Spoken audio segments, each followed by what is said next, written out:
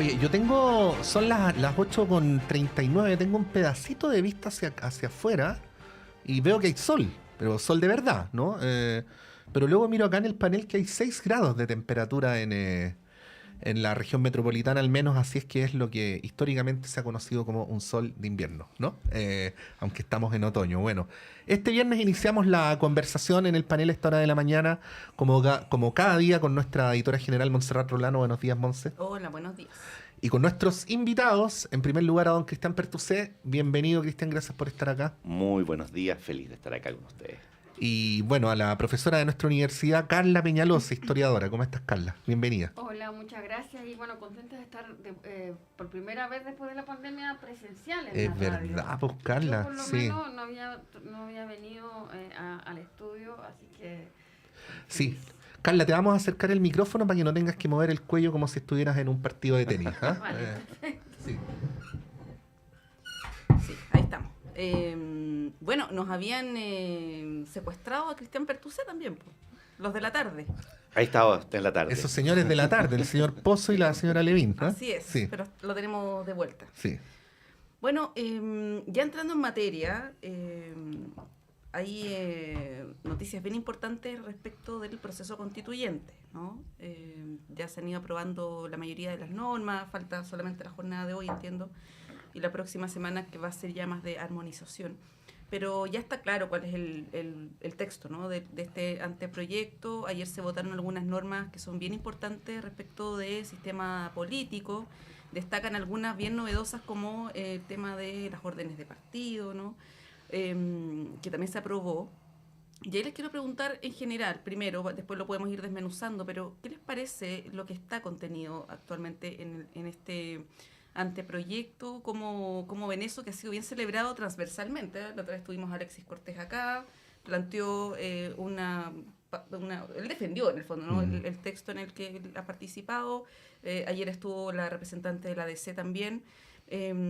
Hoy día tenemos otro invitado de la representante de la UDI. Bueno, y en general el ánimo ha sido de valorar lo que se ha hecho, el trabajo que ha hecho la comisión experta, bien calladita, ¿no? Durante estos meses. Pero bueno, una cosa es lo que salga de ahí, otra cosa es lo que finalmente va a quedar como nueva constitución a partir del 7 de junio, ¿no? Ya es otra historia. Pero de lo que hay ahora, Carla, ¿qué te parece? Bueno, en primer lugar, a ver, ¿cómo decirlo? Yo creo que en otros programas y otras veces hemos comentado como el desánimo que había un poco, o la poca conexión del proceso, de la gente con el proceso. Incluso lo comentamos antes de las elecciones. Bueno, después de las elecciones creo que también hubo un desánimo mayor. Y sin embargo, ahí quiero reforzar lo que tú dices y que creo que es celebrable. A mí me llamó positivamente la atención de que en general, si uno mira las propuestas y el acuerdo de lo que se ha llegado, sobre todo en ciertos puntos, no solo es positivo, sino que incluso me llamó la atención que hay muchas cosas que estaban en la propuesta original, en la propuesta pasada, que fue tan supuestamente polémica, digamos. Entonces me parece muy afortunado que entre esta comisión se pueda lograr acuerdo, entre otras cosas, por ejemplo, en el carácter del Estado, en fin. Y creo que eso es muy bueno y habla muy bien de la comisión de expertos, que pueden ponerse de acuerdo y donde prima el sentido común y, en primer lugar, poner el bienestar de Chile por sobre otro tipo de diferencias, digamos. O sea, creo que hasta aquí grandes retrocesos no se ven. Sin embargo, por supuesto que creo que hay razones súper fundadas para tener temor de qué pase cuando eso pase a la votación con los constituyentes y cómo están constituidas las mayorías y las minorías dentro del proceso. Y sería muy lamentable, y creo que sería un nuevo revés para este proceso constituyente, que se rechazara la propuesta que está, aunque no tuvieran mayoría las propuestas que están emanando de una comisión de expertos que ciertos sectores pidieron como una necesidad imperiosa. Bueno, creo que sería súper bueno que entonces, ya que esta propuesta la hace esta comisión de expertos, sea escuchado porque son expertos y porque en realidad si tú te das cuenta, en algunos temas, por supuesto no en todo, se llega a plantear cosas, como digo, similares al proceso original. Sin entre medio rasgar vestiduras, en fin. Y creo que aquí también, entonces yo soy recurrente también en este tema, creo que los medios de comunicación han jugado un rol súper distinto, o sea, creo que se nota y eso espero que le haga bien también al proceso, o sea, con estos mismos temas, en esta misma instancia, en la vez anterior, la prensa jugó un rol de denostación permanente a lo que estaba haciendo la convención, incluso más allá de discutir o de opinar sobre el contenido mismo de la propuesta, de qué había hecho quién, de quién salía con no sé quién, etcétera, etcétera. Y sin embargo creo que hoy día la prensa ha puesto con énfasis más bien en los acuerdos y en destacar que ha sido precisamente una opinión más o menos transversal de todos los partidos representados por los constituyentes. Entonces, mi temor hoy día, y espero que eso no ocurra, pero no lo sé, es que cuando eso se llegue a votar con los constituyentes, las mayorías no jueguen como una aplanadora rompiendo todos los acuerdos previos. Sí, pues bueno, es tan notoria la diferencia, Cristian, Carla, que como decía Monse, esta semana hemos entrevistado a Alexis Cortés del PC, a Paz Anastasiadis de la Democracia Cristiana, luego del panel viene Máximo Pavés de la UDI, pero al menos ellos dos, con mucho más énfasis en las coincidencias que en las discrepancias, ¿no? Si uno pensara en sus símiles en el proceso anterior, obviamente hubieran tenido en ambos casos una retórica mucho más confrontacional, ¿no? Pero bueno, a propósito de lo que decía Carla, primero, simplemente a modo de mención, al final de la entrevista, dicho todo lo dicho, yo le preguntaba a Alexis, bueno, pero si el Consejo Constitucional cambia el artículo 1 del Estado Social y Democrático de Derecho, ¿no? Él decía, bueno, en esas circunstancias pienso que ya no lo vería de la misma manera y que además, dijo, el sector del cual yo participo tendría todo el derecho a ponerse en la vereda al frente, ¿no? Pero bueno, antes de llegar a ese escenario, Cristian, te quería preguntar respecto a eso, ¿no? Respecto a una manera de trabajar que es distinta a la anterior. Todos hacen énfasis en que a uno le puede gustar más o menos, pero que el Estado va a tener un rol más activo que lo que tenía la Constitución actual. Pero en fin, ¿cómo ves el proceso hasta ahora? Porque de alguna manera eso también nos da ciertas luces respecto a cuál va a ser el marco en el cual se va a tener que mover el Partido Republicano en el proceso que viene, en la parte que viene. Sí. Pucha, varios puntos. A ver, yo creo que tenemos que reivindicar algo. Aquí la política y los políticos estuvieron muy metidos. Nosotros siempre nos estamos mucho a la política y los políticos, o sea, pensar desde los bordes hasta este diseño de una comisión de expertos, este nuevo proceso constituyente donde se eligieron a los consejeros, ¿cierto? Yo creo que hay que reivindicar una mirada que ha hecho del proceso un proceso más sistemático, un proceso que ha permitido efectivamente que haya un ánimo de mayores acuerdos, también de tratar de generar esa idea no confrontacional de que tenemos que construir una constitución que sea acordada por el país. O sea, yo creo yo quiero relevar eso porque dentro de esta crisis de la política, nosotros decimos los políticos que son malos, que ha sido el diseño desde la política, ¿cierto?, que nos ha permitido esto. Yo creo que, bueno, por un lado hay que recordar que tenemos ciertos bordes y también el Partido Republicano, quienes vayan con una idea más refundacional, podríamos decir, saliéndose de esos bordes, no va a poder porque está dentro de la propia Constitución que los está mandatando para hacer una propuesta de Constitución. Yo creo que los bordes que en algún momento fueron sumamente criticados, hoy día nos están dando un marco, ¿cierto?, de institucionalidad bastante acordado. Creo que además en este ánimo que ha tenido el comité de expertos de ir llegando a acuerdos, también ha ido generando un mayor interés de la población por estar conociendo, ¿cierto?, qué va a pasar y cuál va a ser la propuesta definitiva. Y en ese mismo marco yo creo, y un poco lo que uno escucha de las entrevistas de algunos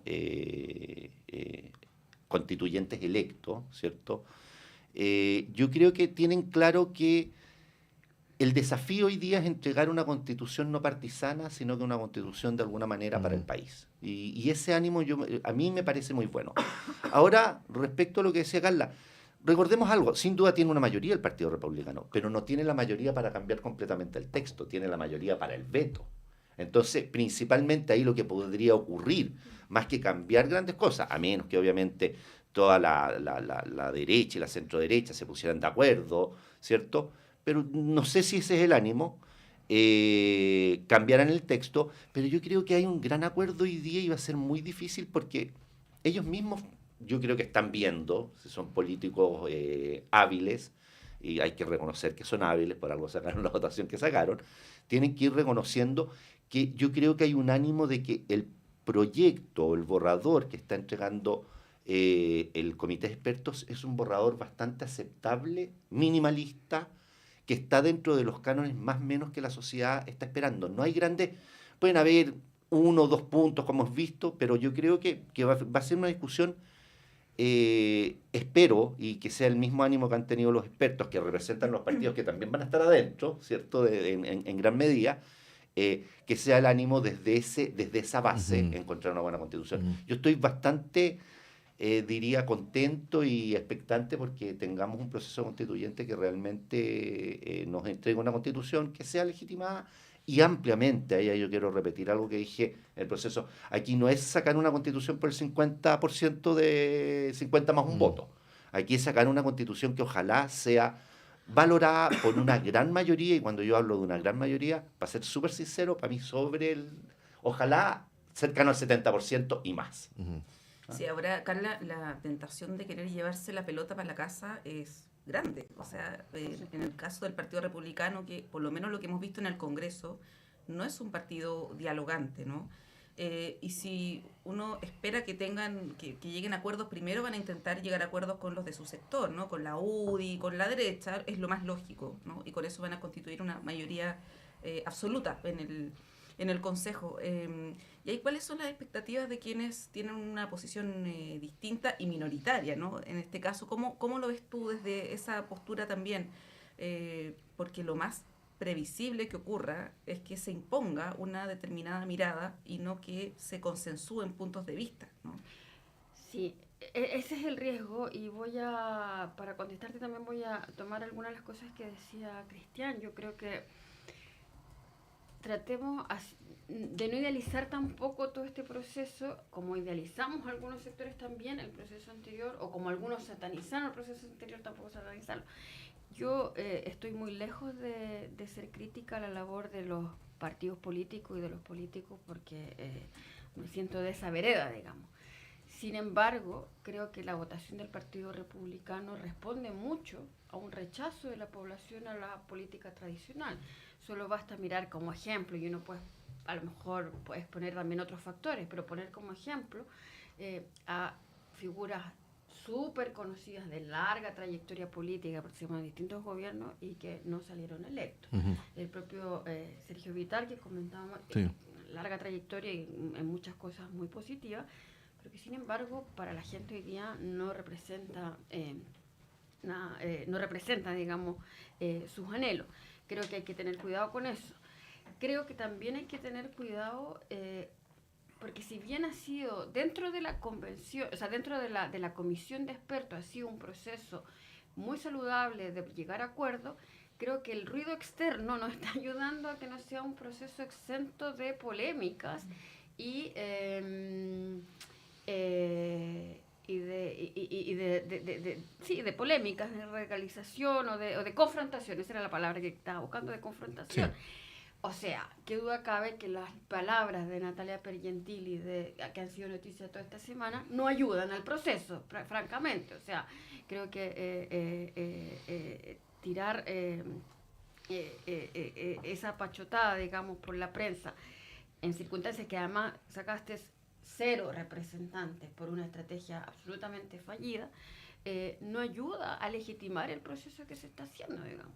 Entonces, y eso también genera una reacción en distintos sectores, pero también, por supuesto, ¿por qué no vamos a tener temor de que los propios republicanos, como dices tú, Monse, quieran llevarse también la pelota por la casa y imponer su postura? O sea, creo que hoy día lo que necesitamos precisamente es un ambiente de colaboración, de llegar a acuerdos. Y ojo, como tú dices, o sea, los republicanos no van a llegar a acuerdo con todo el mundo, van a tratar, o sea, yo creo que tienen la posibilidad de no llegar a acuerdo con nadie, y en el mejor de los casos, obvio que con la U y con Renovación Nacional. Entonces, en cambio, más bien, incluso más que de republicano hoy día, quien tiene la pelota también para definir o no es Chile Vamos. Es Chile Vamos. Claro. ¿Qué va a hacer? ¿Qué vamos a hacer? ¿Dónde fijamos este domicilio? Porque o nos acercamos a republicanos o, ojo, que si miran más hacia el centro, no hay nadie. El centro no está representado porque no sacaron representantes. Además, esto no es un complot. La gente no votó por ellos. No votó por la Democracia Cristiana, no votó por el PPD. Y entonces la otra fuerza es el gobierno. Entonces aquí va a haber esa disputa.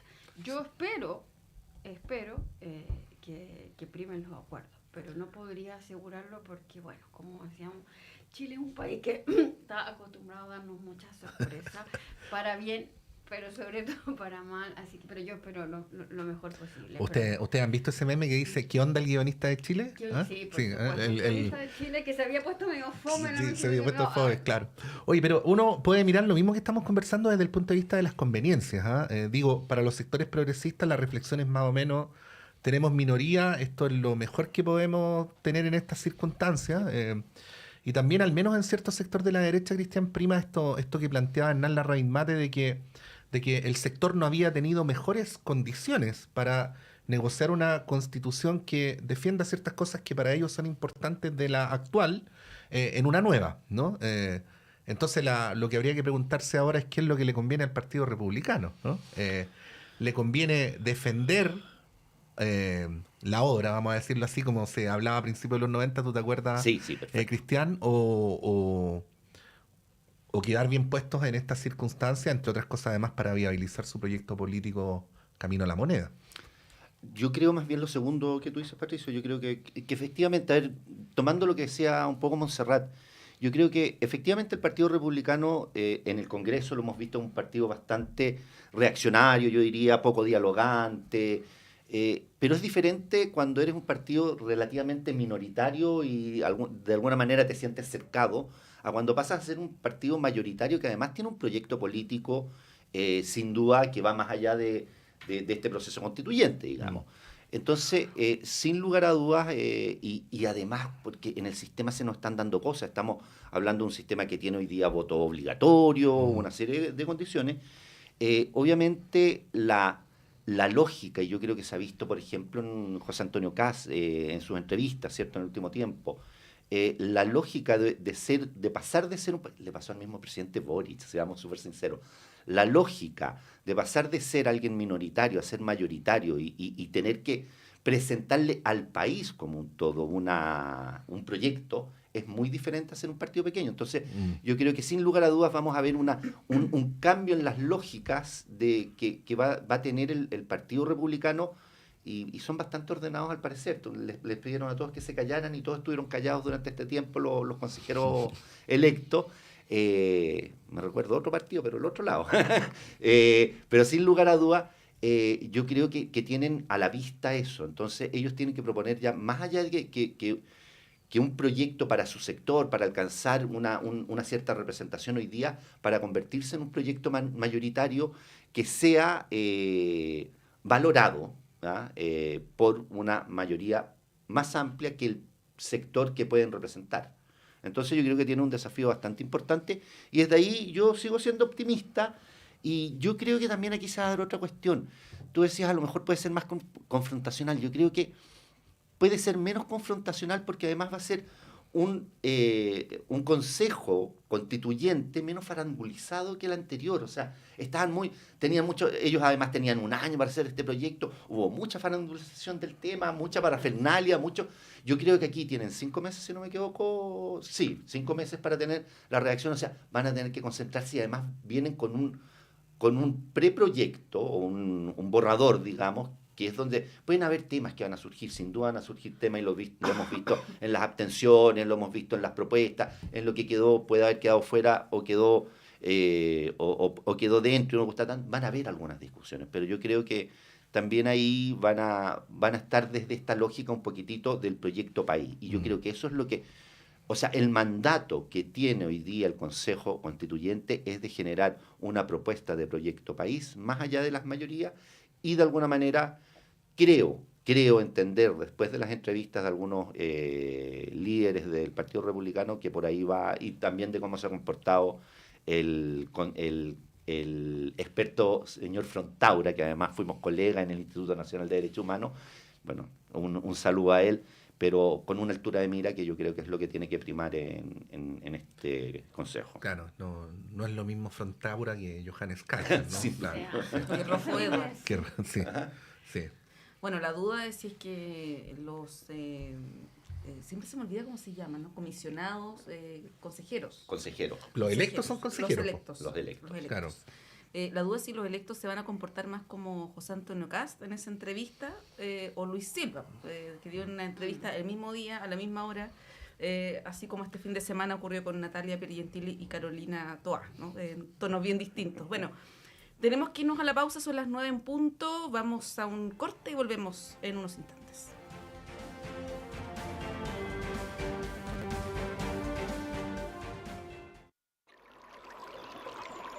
Aguas Trayén o Cascada en Mapudungún es la mejor agua purificada con tecnología de última generación. Para más información, visite su página web www.aguastrayen.com.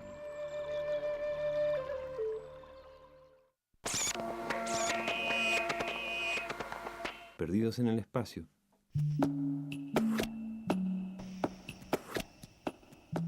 Tanta música nueva y tan breve la existencia para darse cuenta.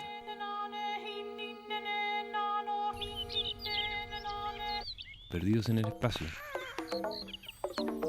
Lunes, 22 horas.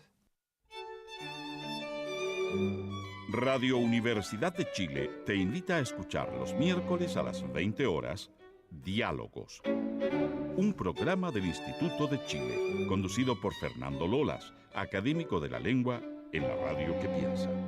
Diálogos, un programa para la promoción del cultivo, progreso y difusión de las letras, las ciencias y las bellas artes.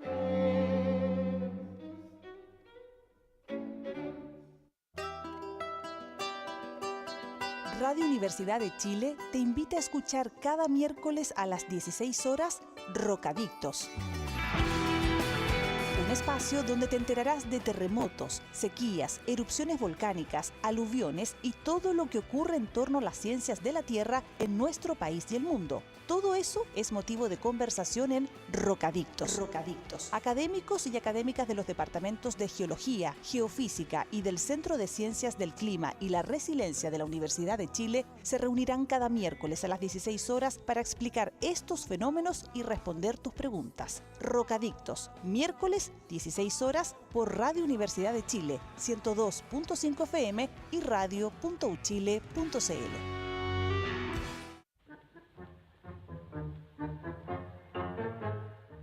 Mano a mano con el tango, con los NIN, usted ya lo sabe, todos los sábados de 10 a 11 de la mañana, por supuesto aquí en Radio Universidad de Chile, 102.5 de la frecuencia modulada. No se olviden, todos los sábados de 10 a 11 de la mañana, mano a mano con el tango.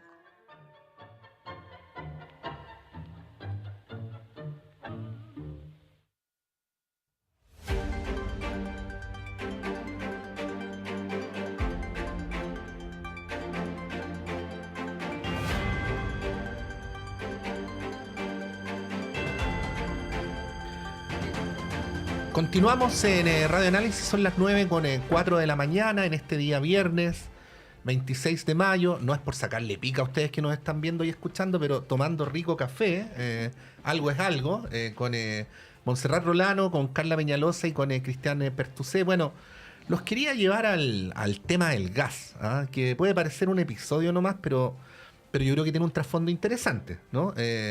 Lo primero es que se arma una polémica, bueno, porque se da a conocer el valor de los cilindros, que son 117.000 pesos por cilindros para efectos de este piloto. A ver, me devuelvo un poquito para contar la historia completa. Es un piloto que se implementa en 3 comunas para efectos de, a través de ENAP, conseguir una rebaja en el precio del gas, que como todos nosotros sabemos, ha tenido un incremento sustantivo en el último tiempo, y que según un informe de la Fiscalía Nacional Económica del año 2021, se debe fundamentalmente a la concentración del mercado en 3 compañías, Gasco, Lipigas y Abastible, ¿no? En ese contexto es que surge este piloto en 3 comunas, que efectivamente se tradujo en que el precio del balón de gas por persona, a las familias bajó sustantivamente en aproximadamente un 30 a 35%, pero ahora aparece el cuestionamiento al gobierno porque los balones los compró a 117.000 pesos, ¿no? Entonces que el costo habría sido para el erario público muy alto.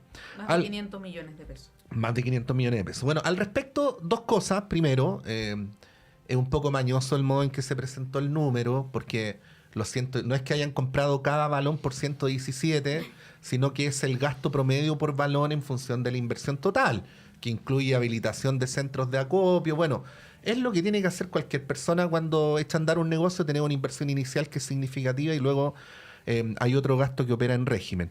Pero lo segundo, y que yo creo que es de verdad el tema de fondo, es si el Estado debe o no meterse en estas cosas, ¿no? Porque a propósito del tema del gas, ya hubo voces que empezaron a decir: imagínense lo que va a pasar ahora cuando el Estado se va a meter en el tema del litio, mejor que no se meta, esto funciona mejor en el mercado, en fin. Lo único que podría decir yo al respecto antes de darles la palabra es que el informe de la Fiscalía Nacional Económica, que es un ente regulador y al cual creo yo existe una opinión transversal de que funciona de una manera más lejana a la política contingente, del 2021 fue lapidario, o sea, lapidario respecto a el tema en el que opera el mercado del gas en Chile. Vuelvo a insistir, con 3 controladores: Gasco, Abastible, Lipigas. Bueno, y una última cosa: auspiciadores millonarios de medios de comunicación, grupos económicos grandes y auspiciadores importantes de la política también, ¿no? Financistas, perdón, usé mal la palabra, auspiciadores de la política, miren. Bueno, pero en fin. como personas naturales, acuérdate. Como personas naturales. No, pero el señor Pérez Cruz Por financia eso, campaña. por eso digo, solamente doquier. para dejarlo claro. No, sí, es verdad, es verdad. Sí. No las empresas propiamente tal. Exactamente. Con la ley nueva. Pero se entiende que el trasfondo es el mismo, ¿no? En fin. Cristian. A ver, bueno, varios temas. Yo creo que el primer tema que sin duda, a ver, cuando hay concentraciones de mercado estamos viendo una falla en el mercado, ¿verdad? Yo soy defensor del mercado, yo lo quiero decir y quiero partir de esa base. Yo creo en el mercado, pero obviamente cuando se producen o monopolios o oligopolios, como sería en este caso, es un problema del mercado y obviamente la institucionalidad tiene que funcionar. Y aquí yo creo que la institucionalidad no ha operado de buena manera, porque tampoco hemos visto que que llegue el Estado a ser un productor y distribuidor de esto haya cambiado de alguna manera las condiciones de mercado. De hecho, como tú bien lo dijiste, solamente operó en 3 comunas, o sea, de 345, 46 es que comunas era un piloto. que tenemos. Yo lo primero que ahí hay una falla, al haber una falla en el mercado es justamente cuando el Estado tiene que tomar un rol para ver cómo o qué condiciones va creando o qué normativas, porque si existen oligopolios o monopolios, hay que ver justamente cómo de alguna manera restringimos para que estos no produzcan los efectos negativos que en general se producen en un mercado cuando hay fallas. Entonces, ahí hay un rol del Estado que tiene que cumplir a través de la legislación, a través de la fiscalización. Tiene diferentes instrumentos. Un instrumento, sin lugar a dudas, puede ser entrar a participar dentro del mercado. Pero aquí el problema... El Estado empresario, ¿no? Claro. O sea, yo creo que el Estado, en la medida que pueda y sea eficiente, puede hacerlo. Como lo hace, por ejemplo, en Codelco, en el mercado de la minería, siendo el principal abastecedor de cobre en el mundo, de hecho, ¿cierto? Entonces, no hay per se, digamos, para mí, y siendo incluso defensor del rol subsidiario, lo voy a decir también, no hay per se una idea de que no pueda ingresar el Estado. El problema es que cuando el Estado ingresa, y voy a seguir un poco tu lógica, tiene que ser mucho más eficiente, ¿ya? Que lo que es un empresario que puede perder plata a él, porque está perdiendo plata o está dejando de invertir, pongámonos de otra manera, está dejando de invertir en otras cuestiones importantes para la población. Y aquí yo creo que está el principal problema. No es llegar y entrar para ver cómo lo vamos haciendo, sino que tiene que entrar el Estado como empresario que pueda hacerlo, porque de hecho tenemos en algunos sectores, principalmente en la minería, este rol, puede hacerlo y podría hacerlo también en el litio, ¿ya? Pero tiene que entrar de una manera mucho más eficiente porque sin duda se se pierden recursos. Dilapida. Se me enredó la lengua. Se pierden recursos para todos los chilenos y ahí hay un problema. Entonces, yo creo que el Estado tiene que ingresar de tal manera que en el momento que ingrese con un buen estudio y no de manera muy reactiva, con un buen estudio de cómo vamos a ingresar al mercado. Puede ser productor perfectamente y a lo mejor tiene las condiciones en app para hacerlo, ¿cierto? Entonces, de tal manera que genere esta competencia para ir mejorando justamente la competencia y a lo mejor que ingresen otros, como lo estaba por lo menos planteando ayer el ministro Pardo, que lo escuchaba, de alguna manera de entregarle a distribuidores privados a un costo que efectivamente sea menor, que pueda generar una mayor competencia en el mercado y además para poder tener un efecto en el mercado no podemos entrar en tres comunas, o sea, vuelvo al tema, tenemos que entrar de verdad en el mercado en su conjunto. Y eso es un proceso de planificación estratégico mucho más grande. Y yo creo que aquí el gobierno y el Estado se equivocó en una política apresurada, en una política que hoy día muestra una problemática importante, que además, claro, puede llevar a decir, oye, pues no debe entrar en ninguna cosa. No, no hay que ser principista en esto. Debe hacerlo de mejor manera y con mucha más eficiencia y con mucha... Él no puede arriesgarse. El Estado, en definitiva, el riesgo tiene que tender siempre a cero y no puede, de ahí vemos cómo lo hacemos o de ahí vemos cómo lo arreglamos. Eso sirve para los privados porque los privados son los que ponen el riesgo personal. Aquí se pone en riesgo todos los Disculpamos, si mi único matiz al respecto es que el tema del precio de los balones no se debe simplemente a que el Estado sea negligente ni ineficiente. O sea, también parte del cuento es que, voy a decirlo así como... las empresas no sueltan los balones, o sea, hay que ir a buscarlas a otra parte, aumenta el precio de mercado. Digo, con esto no estoy diciendo lo contrario de lo que estás diciendo tú, Cristiana, digo nomás que en este tipo de cuestiones suelen ser dos cosas aparentemente contradictorias ciertas al mismo tiempo, ¿no? Eso. Sí, a mí me llama la atención un cierto doble estándar igual en este tema, porque los parlamentarios que fueron a Contraloría y pusieron este requerimiento, yo sinceramente no recuerdo haberlos visto escandalizados cuando salió este informe de la Fiscalía Nacional Económica respecto de esta colusión, ¿no? Y son parlamentarios que tienen una posición pro mercado que es súper legítima, ¿no? Pero en ese contexto uno habría esperado una reacción más enérgica en contra de estas prácticas que atentan contra el libre mercado. O sea, pero no se vio eso y lo quiero ligar con otra cosa, no quiero mezclar peras con manzanas, pero solo para dar un ejemplo. Lo que salió ayer que pasó en Las Condes, ¿no? Con este CESFAM que adquirió el municipio de Las Condes, que aparentemente por un monto muy superior, más de 400 millones extra, pagó este municipio por el CESFAM. Uno tampoco ha visto, y comparándolo con lo que pasó en la Municipalidad de Santiago, ¿no? Uno no ha visto una posición tampoco muy condenatoria a lo que aparentemente ocurrió en ese lugar, ¿no? Entonces, aquí tiene que ver mucho con ciertos debates que se instalan a través de los medios de comunicación y se van construyendo también ciertas realidades. Y ahí, Carla, preguntarte, bueno, la pregunta que hacía Pato más de fondo, ¿no? Sobre el rol del Estado, que ha sido cuestionada. Yo hoy día escuchaba al diputado Guillermo Ramírez, que fue uno de los parlamentarios que interpuso, si no me equivoco, ¿no? O creo que fue RN. Bueno, él es de la Comisión de Hacienda, y decía, bueno, después de lo que estamos viendo en este caso, cabe cuestionarse el debate respecto del litio, la reforma tributaria, y mezcló un montón de temas que no necesariamente están asociados, ¿no? Y por otro lado también cómo se instalan estos temas, ¿no? Y esta sensación de que, primero, que el Estado es ineficiente, y segundo, que el gobierno está dilapidando recursos públicos. Es complejo desde el punto de vista como de la ciudadanía, yo ¿no? partiría con una pregunta. Para las personas, ¿salió más barato el balón de gas? Sí. Entonces, a mí no me parece ni una negligencia, ni una irresponsabilidad, ni dilapidar recursos. Creo que el Estado, cuando asume ese rol, no es para hacer negocio, sino que precisamente para favorecer a las mayorías. Yo creo que el problema es que no estamos acostumbrados a este debate. Yo creo que el problema, y ahí difiero, el libre mercado lo que menos tiene es de libre. Y por eso necesita colusiones, necesita monopolios, necesita un montón de cosas para obtener mayores ganancias. las colusiones, como bien dice Montserrat, parece que a algunos no les causaron mucho escándalo, pero les funcionaba perfecto el modelo. Cuando el Estado trata de entrar, no a competir, sino que a aliviar el bolsillo de los chilenos, porque hace frío, como decía Patricio, hoy día hacían 6 grados, o sea, cuando empezamos Que no este se puede programa. sin gas, po. No. O sea, la verdad es que a mí me parece que eso también es una inversión. Invertir en la calidad de vida de los chilenos es una inversión. Más allá de todos los ripios, los problemas que pueda tener el Estado cuando trata de jugar este rol subsidiario, que a mí me parece súper positivo. Subsidiar no es una palabra horrorosa. Subsidiar ciertos productos de necesidad básica no es un pecado.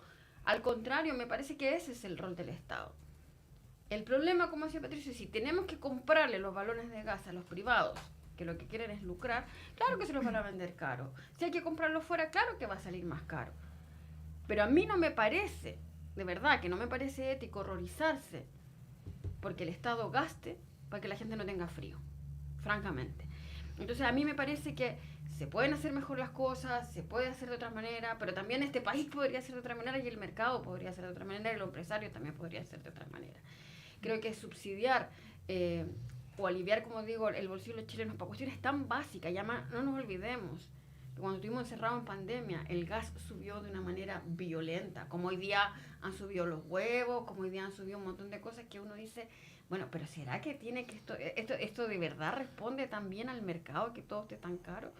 A la mano invisible. No, yo la verdad es que me cuesta Pero pensar. es que ahí es donde... Disculpa, Carla, no, dale nomás, si no te quería No, pero conversamos. No, lo que iba a decir Monse, Carla, Cristian, que claro, si uno está conceptualmente de acuerdo con que el mercado es el mejor asignador de los recursos, yo sé que tú no, Carla, pero Cristian ya dijo que sí, para ser bien como certero, la utopía de Milton Friedman aquí no se ha cumplido. O sea, prácticamente, no prácticamente, quizás la palabra prácticamente está de más. Todos los mercados importantes en Chile se han vuelto duopólicos, oligopólicos. O sea, basta mirar cualquier sector. Hay menos bancos que antes, hay menos AFPs que antes, hay menos ISAPRES que antes, hay menos empresas de gas que antes, en fin. Y la concentración económica ha ido creciendo. Entonces, lo que planteaba Milton Friedman en su utopía, ¿no? Es que, y por eso el concepto de la mano invisible, es porque nadie, ¿no? Nadie por sí solo tiene el poder de determinar cuál va a ser el precio de una determinada cuestión transada en el mercado. Pero aquí en Chile en realidad ocurre a día de hoy todo lo contrario. O sea, hay 2 o 3 manos que en cada mercado finalmente, y no siempre incumpliendo la ley, porque ese es otro problema que tenemos. O sea, yo nunca corrijo a Monse al aire, pero ella dijo colusión. Bueno, la Fiscalía Nacional Económica no estableció la palabra colusión según se entiende en términos legales, ¿no? Pero uno puede decir que en un uso coloquial de la palabra está una colusión, pues. Entonces tenemos ahí un problema que no se zanja nomás con decir si uno es más partidario de que haya más Estado, más mercado, porque mercado tampoco hay, ¿no? Es lo que convencionalmente se entiende. Oye, corrígeme nomás, no tengo problema. Sí, Claro, tú sabes. Por eso yo hablé de los oligopolios. Voy a ser de profe también, y yo recuerdo siendo una muy joven estudiante de historia, tuve que leer La dinámica del capitalismo de Fernand Braudel, y esto lo explica mejor que cualquiera de nosotros, a propósito de que justamente el capitalismo para triunfar necesita de que el mercado no sea tan libre como se supone que tiene que ser. Así que, y que es más, necesita del Estado para justamente poder tener el monopolio de ciertos productos y qué sé yo, y bueno, lo estoy explicando muy mal a la rápida. Pero ese es el problema en Chile, y no solo en Chile en realidad, pero bueno, aquí siempre también llevamos la delantera. Y yo creo que ese es el problema, que no estamos acostumbrados a que el Estado se haga cargo de ciertas cosas. Porque además pensamos que las políticas públicas es perder plata. Y el problema es que no es, ese no es el sentido. O sea, a mí me parece que velar por el bienestar de la población es una inversión. Por lo tanto, a mí me parece que horrorizarse porque salió más caro o más barato, cuando en realidad lo que debe estar al centro de la pregunta es lo que yo partía. ¿La gente puede acceder al gas más barato? Sí, ok. O sea, ese es el punto, porque si no, bueno, no invertamos tampoco, como muchos pretenden, en educación pública, no invertamos en hospitales públicos, no invertamos en nada porque no... Ahora, ojo, porque que... es mal negocio, si además, precisamente, otro de los requisitos del mercado es o de las premisas del mercado es no meterse ahí donde no hay ganancia. Entonces, Sí. por lo tanto, ahí sí, entonces el Estado tiene que meterse. Bueno, justamente, y a propósito de la discusión de la Convención Constituyente, lo decía uno de los constituyentes, creo que era Alexis Cortés, decía, bueno, justamente que haya Estado, pero no solo donde los privados no se quieren meter porque no es negocio. Y con respecto a lo que decía Montserrat, y voy a ser insistente, aquí también el manejo de la prensa, otro monopolio importante en este país. Bueno, es raro, ¿no?, que se escandalicen porque se gastó más plata en el gas y no digan nada sobre lo que pasó en la Municipalidad de Vitacura. También, sí. O porque a Jaime Ortiz le dan libertad condicional, no sé qué, o sea, de verdad, basta de esta doble moral. y de esta doble cara. Ya, les propongo algo, vamos para allá, pero no sé si Cristian antes quiere decir algo para cerrar Mira, el punto del gas, el yo- mercado, el Estado, la mano invisible y todas esas Tres cosas. cositas Sí. rápidas. Primero, yo creo que hay que recordar que hay una comisión investigadora respecto al tema del informe de la Fiscalía Nacional Económica. O sea, yo creo que reaccionó, a lo mejor no, y estamos recién y en el momento que salió el gas, yo creo que hubo reacciones, obviamente se van pasando y yo creo que esto del gas también se va a ir pasando. Primero. Segundo, yo estoy súper de acuerdo en favorecer a las mayorías, que el Estado debe invertir en la calidad de vida de los chilenos. Aquí son 3.000 balones de gas nomás los que se vendieron.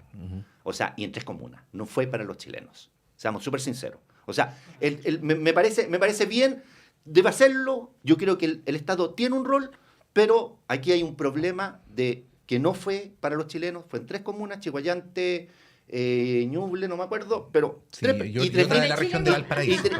pero no, 3.000 balones, no fue en Sí, todos los chilenos. Entonces, de déjalo. acuerdo. Y después, el tema de los aumentos de precios también tiene que ver por una serie de políticas que se dieron durante la pandemia y que tiene que ver con una mayor circulación de la inflación, digamos, el aumento de los precios que hemos observado en el país en el último tiempo también tiene que ver con mucha política pública de subsidios directos que se dio a la población y también de los retiros. ¿Ah? Que es una gran problemática y que, bueno, por suerte se ha ido disminuyendo este tema, pero hubo una problemática de circulante que obviamente tiende a un aumento de los precios, entonces no podemos echar aquí como que hay un aumento de los precios, sino que ahí se dieron ciertas políticas que producen esto, en corto.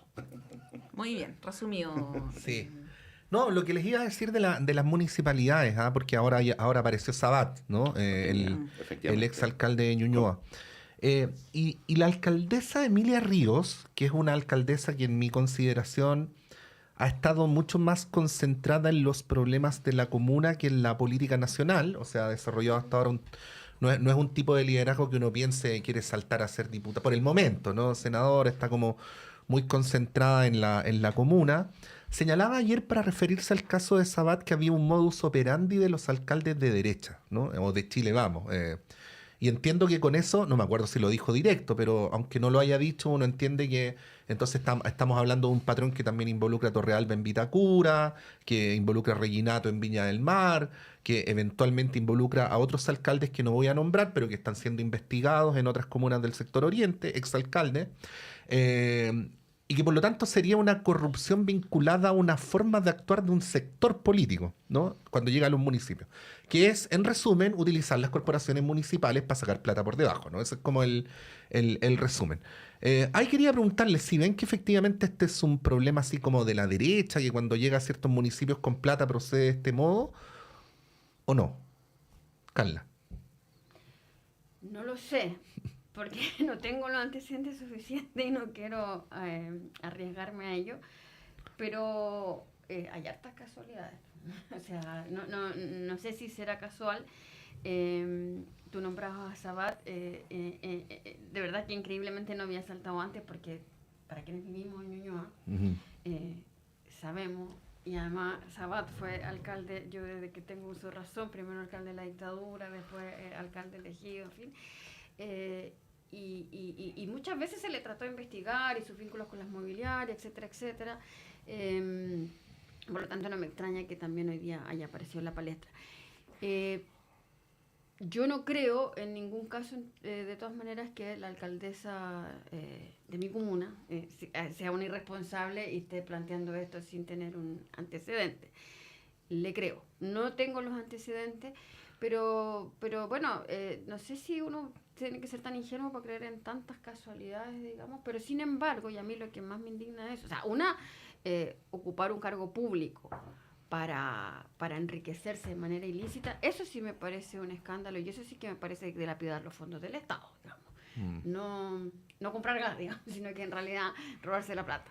Y bueno, da la casualidad que pertenecen mayoritariamente a un sector y sin embargo, como decía también Montserrat hace un rato, están todos pendientes de que en Santiago es el caos, están todos pendientes o han estado pendientes toda la vida de qué pasa o deja de pasar en Recoleta.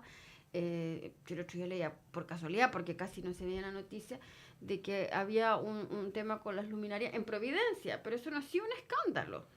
Pero sí lo fue cuando se trató de involucrar a la Municipalidad de Recoleta en el asunto. Entonces, volvemos al tema de siempre. O sea, también como los medios, controlados por un sector político bastante claro, terminan manejando la agenda en ese sentido. Pues. Entonces, al final, por eso también los resultados que tenemos en las elecciones, por eso los resultados de lo que pasa o lo deja de pasar, o la valoración que tiene incluso la gente de la política.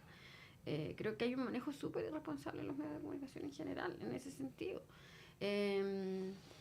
Porque no solo es la doble moral, sino que también de tratar de a propósito de cualquier cosa, hacer un escándalo y enlodar la labor de los funcionarios públicos. Y creo que eso también le hace mal a Chile, incluso independientemente del sector político al que pertenezcan. O sea, la función pública no es una asociación ilícita. El problema es que hay excepciones y hay gente que se aprovecha de esos cargos para hacer cuestiones que son ilegales. Pero la caja de resonancia que eso tiene es es bastante discutible. O sea, siempre está cargada por un lado para otro, pero además se plantea como si todo el sistema estuviera súper corrompido. Por poner un ejemplo que no tiene nada que ver, es como si yo veo Chilevisión, creo que de verdad me van a matar saliendo de mi casa. No debiera nombrar un canal en especial, pero no importa. Si veo las noticias... No saliendo de tu casa, adentro. No, incluso adentro, como decía un meme, decía, mi mamá cree que nace en un portonazo, pero no tiene auto ni tiene portón. Entonces, pero eso es. Y sin embargo, si bien, claro que ha aumentado la inseguridad, bueno, todo lo que uno quiera, la realidad, si uno la ve en la calle y camina por la Alameda, no es lo que dicen los medios. Bueno, igual depende de las comunas. Por supuesto que depende de las comunas y ahí también... Bueno, pero quienes más...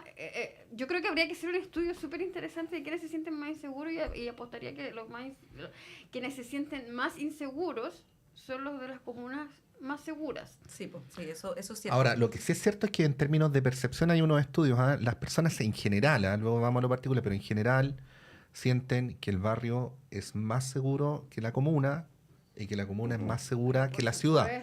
Y los análisis dicen que eso tiene que ver con el rol de los medios. O sea, eso querría decir que la experiencia cotidiana es menos insegura que la experiencia mediada por los medios, no valga la redundancia. Pero ya, bueno. Nos quedan poquitos minutos, así que, Cristian, apelando a la capacidad de síntesis respecto del tema municipal, yo solamente quería, a propósito de esta categorización que se hizo, ¿no?, respecto de la derecha, recordar el caso de San Ramón, que de repente se nos olvida, donde hubo ahí una situación más grave aún porque estaba vinculado con el narcotráfico. Y ahí había un alcalde del Partido Socialista, partido que de alguna manera también durante mucho tiempo protegió, ¿no?, a ese alcalde. Ya, pues, pero igual con el alcalde de San Ramón se hicieron reportajes, un montón de... Bueno, o sea, lo que están haciendo hoy día en Puerto Real. Sí. A ver, mira, yo quiero ir como rápido a varias cosas. Primero, decir, lo de Sabat, más que retiro de fondos, es por negociación incompatible. Sí, así es. Para dejarlo como súper claro. Que es diferente, digamos, la figura, no sé si es penal, no soy abogado, pero la figura, digamos, es diferente. Sí, o sea, la plata no pasó por el municipio, sino que fue... Efectivamente, o sea, no, es que no debería haber participado, no sé, hay que averiguar una negociación incompatible por... Entonces, lo primero. A ver, lo segundo, yo creo que, sin lugar a dudas, desde ahí lo que tenemos que buscar en las municipalidades, hoy día estamos viendo en muchas municipalidades, más allá de los colegios, y yo soy profesor de gestión, entre otras cosas, de gestión y administración, o de gobierno y administración local, que no son gobierno. Uh-huh. Pero yo creo que las municipalidades de verdad sistémicamente hay que ver cómo generamos, porque hemos descubierto, y esto viene de mucho tiempo atrás, hemos descubierto serios problemas en, más allá de que hay hoy día mercado público y hay licitaciones públicas y todo, se han ido descubriendo siempre ciertos focos de problemas. Entonces, lo que tenemos que preguntarnos es cómo solucionamos esto. Por ejemplo, y una cuestión que me pregunto, hoy día quienes son los llamados a fiscalizar son los concejales, que son electos por la población, pero los concejales no son mal pagados, solamente funcionan, o sea, no tienen ese no es su trabajo. No se les paga una jornada laboral. No se les paga una jornada laboral. Entonces, la única forma, y se les paga por sesión que asisten a consejo, y con límite de sesiones, me parece también. Entonces, yo creo que tenemos que empezar a buscar los problemas sistémicos. Además, por ser órganos autónomos, muchas veces la fiscalización que puede venir desde la Cámara de Diputados, pero yo lo pondría en los concejales. Es cómo empezamos a ver el sistema municipal para tratar de mejorarlo. Como, por ejemplo, hemos encontrado un problema. Se han generado corporaciones que están en la misma ley o organismos funcionales territoriales, que es la figura de los Vita en Vitacura. Entonces, ¿cómo la propia ley, por ejemplo, genera que efectivamente la Contraloría pueda entrar? Porque hoy día no tiene tantas atribuciones para... Entonces tenemos que ver la problemática sistémica. Yo creo que en las municipalidades efectivamente se han dado demasiados problemas y tenemos que meternos nuevamente en ese mundo, y que puede ser lo mismo que puede pasar hacia adelante en los gobiernos regionales. O sea, yo creo que tenemos que empezar a mirar nuestra institucionalidad de mayor, con una lupa mucho más crítica, y para reivindicar la función pública. Y comparto, o sea, la función pública, porque aquí hay un problema, la fe pública, cuando nosotros elegimos a una persona y esa persona, sea quien sea, y esto yo de verdad lo pongo, de alguna manera no cumple con ese mandato, porque recordemos que al final el soberano es el pueblo, con ese mandato que se le ha entregado para, de alguna manera, dirigir los destinos o lograr mayor bienestar en el grupo que gobierna. ¿Lo puedes decir en Muy un minuto? breve. Sí. Solo quería decir que sí, primero como funcionaria pública creo que debemos ser de toda la vida, ser muy estricto en eso y elevar los estándares. Y en todo caso a mí me llama la atención porque uno cuando trabaja en el sistema público, en la universidad, tú habrás visto que hasta para comprar un lápiz uno necesita hacer tremendo trámite de la Contraloría. Entonces yo no Cada sé vez que cómo puedo me lo quejo al aire, pero ¿cómo bueno, lo hace el pero la resto? Universidad de Y Chile es solo- súper estricta, así es como... Es súper estricto, Sí, entonces claro. no sé cómo lo hacen otros para saltarse eso. Sí. Y segundo, a propósito de lo que decía Cristian, que es súper interesante, porque incluso con los mecanismos que hay hoy día, deficientes o lo que sea, existen esos mecanismos. Y yo me pregunto, y con esto quiero terminar, y solo porque me quiero dar ese gusto, ¿cómo sería en dictadura todo esto, en que no existía absolutamente ningún control y había absoluta impunidad con los alcaldes designados y qué sé yo? O sea, nos espantamos hoy día. Hay una empresa del litio, ¿cómo se llama? Ese algo. Bueno, en sí, fin. bueno, eso quería sí, dejar sí. planteado ya que estamos en épocas de conmemoraciones y 50 años y todo eso. Y yo creo que tenemos que avanzar todavía mucho más en eso. Eso es cierto, eso es cierto. Bueno, tenemos que irnos volando porque viene una entrevista muy interesante a continuación. Agradecer a Cristian Pertusé y Carla Peñalosa por acompañarnos aquí en nuestro estudio esta mañana de día viernes. Eso es lo más Sí, importante. bueno, Ayer en el dicen que estudio, anunciar la muchas entrevista antes de da mala suerte porque falla algo, pero no. Y nos ha pasado. Nos ha pasado. Digamos que a la vuelta sí vamos a tener una entrevista con Máximo Pavés, integrante del comité experto y militante de la UDI. Así es que a la vuelta Claudio Medrano está con ellos. gracias, chao.